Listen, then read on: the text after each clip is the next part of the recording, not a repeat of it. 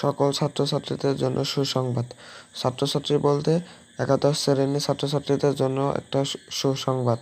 যারা এখনও কলেজে যারা কলেজে চয়েস দিয়েছেন কিন্তু কোনো কলেজে নেয়নি বা কোনো জায়গায় এখনও ভর্তি হতে পারেননি, তাদের জন্য একটা গুড নিউজ। এখানে বাংলা আন্তঃশিক্ষা বোর্ড সমন্বয় কমিটি এটাই প্রকাশ করবে হচ্ছে ঢাকা এডুকেশন বোর্ড 2024-25 শিক্ষাবর্ষে একাদশ শ্রেণী অনলাইনের মাধ্যমে ভর্তি পুনরায় বৃদ্ধি ক্লাস প্রসঙ্গে। এবারে এখানে একাদশ শ্রেণী অনলাইনের মাধ্যমে নির্বাচনী পরীক্ষা কলেজ ভর্তি আবার নতুনভাবে চালু হবে 5 তারিখে 8 মাসে 2024 তারিখে আবার কলেজ ভর্তি শুরু হবে। তো এটা করতে গেলে আপনাদের 150 টাকা করে ফ্রি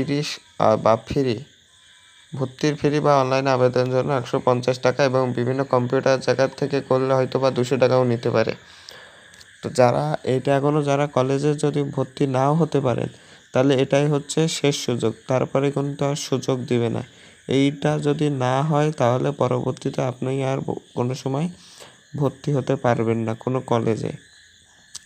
এটাই সুযোগ, এটাই লাস্ট টাইম। এবং আরেকটি বিষয়, শিক্ষা প্রতিষ্ঠান খোলার যদি এইচএসসি এক্সাম শুরুই না হয় তাহলে পরীক্ষা আপনাদের ক্লাস কখনোই শুরু হবে না। তা এই সুযোগটা কাজে লাগিয়ে আপনারা, এইটাই হচ্ছে সুযোগ যে পরীক্ষা স্থগিত হওয়ার কারণে আমাদের কলেজটা শুরু হচ্ছে না। এই কারণে আরেকটি নোটিশ প্রকাশ হয়েছে যে যারা এখনও ভর্তি হতে পারেনি বা কলেজ চয়েস দিয়েছে কিন্তু কোনো কলেজে নিইনি, তাদের আবার ভর্তি হওয়ার জন্য সুযোগ দিয়েছে। তো এরকম আরও নিউজ জানতে আমাদের চ্যানেলটি সাবস্ক্রাইব করে রাখুন। ধন্যবাদ সবাইকে।